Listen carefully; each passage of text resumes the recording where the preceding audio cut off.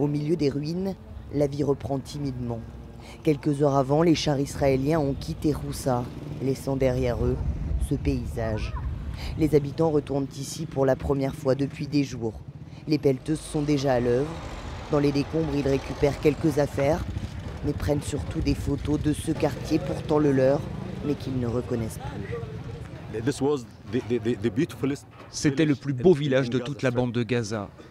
Tout le monde venait ici pour le visiter. C'est le désastre du siècle. Il y a peut-être 2 ou 3 maisons de militants, mais pas tout le monde. Les Israéliens ont menti.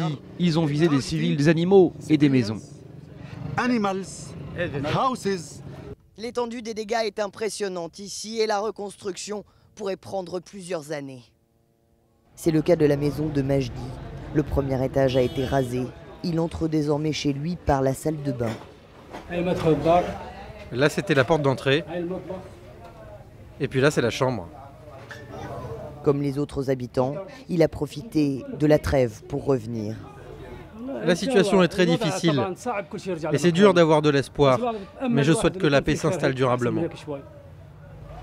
Preuve de cet espoir, il compte retourner chez lui, mais laisse pour le moment sa femme et ses enfants à l'abri dans une école.